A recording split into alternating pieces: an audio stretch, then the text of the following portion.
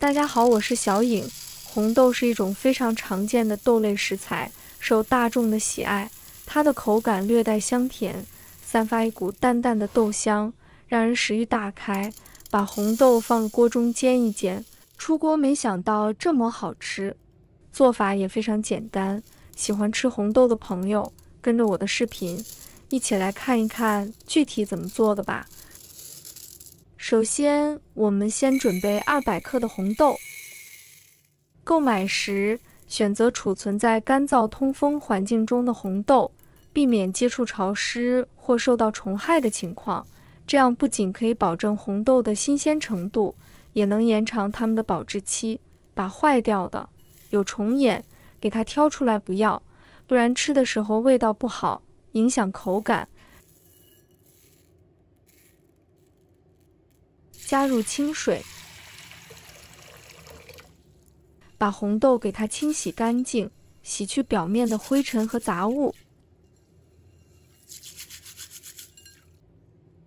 红豆清洗干净之后，就这样浸泡1个晚上，这样在蒸的时候更容易蒸熟。接下来再准备100克的黑米。黑米是一种营养丰富的特色糙米品种，与白米相比，它具有一种独特的深邃色泽和特殊的口感。与一般的白米相比，黑米更加糯软，有一种独特的绵密感。在咀嚼时，黑米会在口中慢慢绽开，散发出一股让人沉醉的糯香味。黑米不同白米，总感觉它上面会有很多的像细沙一样的东西，所以我们需要多清洗几遍。黑米清洗干净之后，也和红豆一样，浸泡1个晚上，这样在蒸的时候更容易蒸熟。现在看看红豆，已经浸泡了1个晚上了，每颗都吸足了水分，变得胖乎乎的。先把它控水捞出，放入另外一盆中，再把它清洗一下。红豆浸泡完毕后，它表面可能还会残留一些微小的豆皮或杂质，所以在烹饪之前，我们还需要对它们进行一次彻底的清洗。把它捞出来，放入盘中备用。黑米也同样要清洗一下。洗干净后，把它捞出来，放入红豆里面，倒入适量的清水，把它们搅拌均匀。接着锅里倒入清水，把蒸屉放入锅中，然后把红豆和黑米放入蒸屉里，盖上盖子，大火煮开水，水煮开后转中火，蒸20分钟。趁这个时间，我们来清洗一些葡萄干。大家可以根据自己换成自己比较喜欢吃的干果类，倒入清水，加入一点食盐，再加入一点面粉，下手抓洗。我们要仔细的抓洗葡萄干，因为在晒干的过程里，沾上沙尘杂质是难免的。很多人在吃葡萄干的时候都有经历过，吃着吃着就咬到沙子了，非常难受。所以大家无论是直接吃，或者是用作烹饪，我个人觉得这清洗干净、清洗过后的葡萄干才能大口大口吃，好的过瘾。现在我们清洗干净的葡萄干，把它切碎，也不需要切得太碎了，有点颗粒感会更加的好吃。把它装入盘中备用。现在20分钟后，打开盖子看看，取1颗红豆捏一捏，红豆蒸得很软烂了，把它拿出来，装入碗中，再把切好的葡萄干倒进去，加入2勺的红糖，喜欢白糖的可以加白糖，朋友们喜欢吃甜一点，可以多加一点。跟着加2勺糯米粉，1勺的粘米粉。如果没有粘米粉的朋友，可以用普通的面粉，搅拌均匀。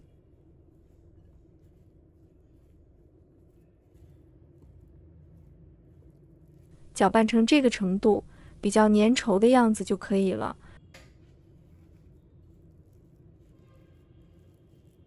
揉成面团之后，取一撮红豆糯米粉面团，放在手中捏一捏，把它捏成团，尽量捏紧实一点，再给它团圆，大小也没定数，可以根据自己的喜好来，然后按压成一个小饼的形状。像这样就可以把它放入蒸屉里，放的时候尽量隔些距离，不然蒸的时候会全部粘连到一起哦。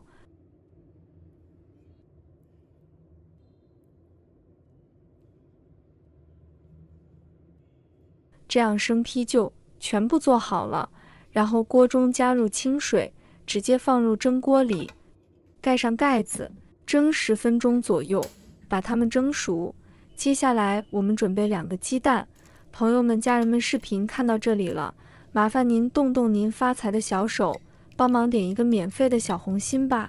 对您来说只是举手之劳，对小颖来说可以高兴睡不着觉。现在这个视频就辛苦你帮小颖点赞转发一下吧，非常感谢大家支持和鼓励。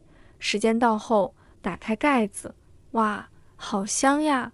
浓浓的红豆黑米香，色泽诱人，看着都食欲，出锅就可以直接吃啦，吃着软糯弹牙，每吃一口都能吃到红豆黑米的香味，一次性吃不完的，把它放凉，再用保鲜袋包裹起来，放入冰箱冷冻起来，放3个月都不会坏。如果喜欢吃焦香酥脆一点的朋友，可以把它煎一下，准备一个平底锅，倒入适量的食用油，再把红豆黑米饼放入锅里，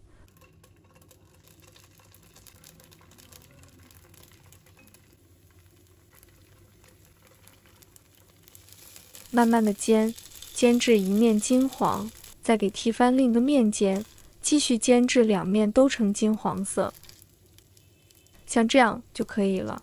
每一个饼都金黄金黄的，这样煎一煎呢，香味会更加的浓郁。铲出来摆入盘中。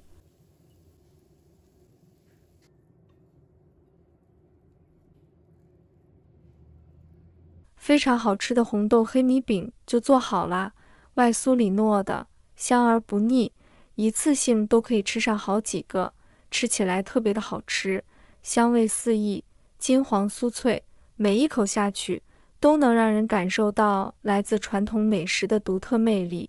其实制作这样一款美味点心并不复杂，要我们用心掌握好每一个细节，相信一定能在家人朋友面前大展身手，为他们呈现出令人难忘的美食体验。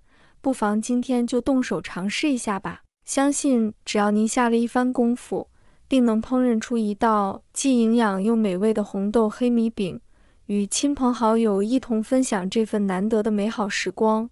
如果你觉得这个食谱有帮助，请给我点个赞，感谢你的观看，希望你能享受这道红豆黑米饼的美味，期待你的下次光临。